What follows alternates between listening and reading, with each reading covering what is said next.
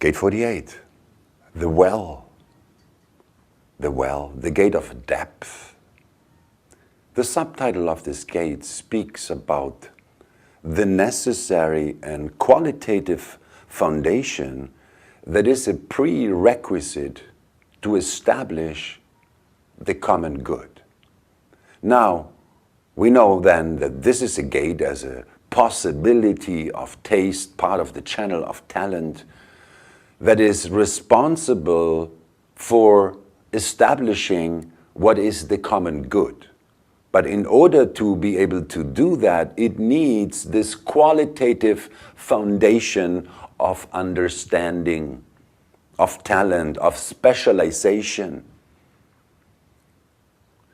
Now, this gate of depth, you know, I mean, I don't have this gate. I have the gate 36. I have the 36 defined to the throat, and the 36 as a collective gate. It is an emotional mirror of gate 48. And it comes to me that in many ways it is so much deeper than gate 48, you know, that inevitably you end up in crisis, so deep. So it's one thing to understand that gate 48, it is the gate of depth, but it is the gate of, it's the depth of the surface. You know, it's the depth with which the surgeon, you know, cuts into your skin to make sure they can heal you. But you know, it's not the depth of the person that puts a knife into your body and basically, you know, they want to pierce through. You know, it's a depth that is guided with preciseness, and that preciseness emerges spontaneously out of understanding. Out of understanding.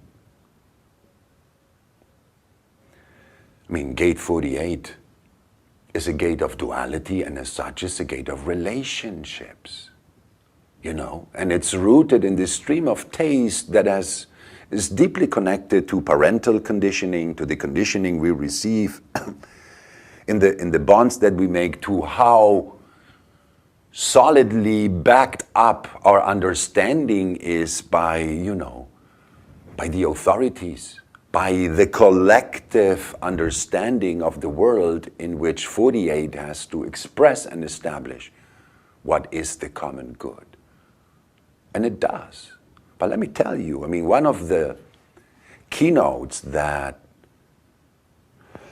you know, resonate the deepest when you speak about gate 48 and its depth is that this is a gate of black magic. You know, and what is the black magic? You know, the black magic is that this is a gate that establishes the necessary and qualitative foundation for any possibility of establishing what is the common good. And in that, it has control over what is going to be considered of common good. And you can see that in its polarity, gate 21, the gate of control. I mean, this gate 48, it is a gate that is part of the cross of tension.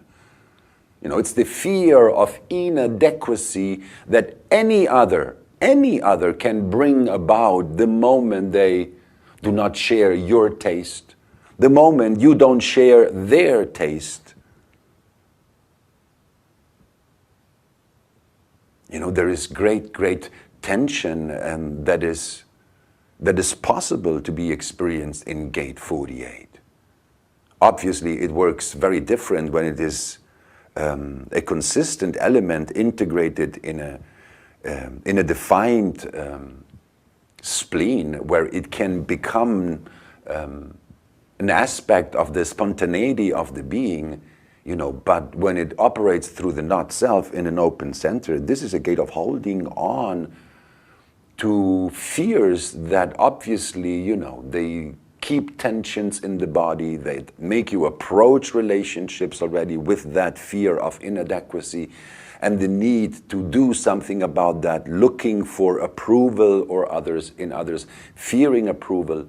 Great many tensions and pressure of always having to prove yourself, because these things they always operate through its polarity themes, even if they operate in the dark. Yeah, the gate of depth. You know, the depth is not always the depth of the understanding. Most of the times, it's the depth of the fear of inadequacy that people carry who have this gate as part of their imprint.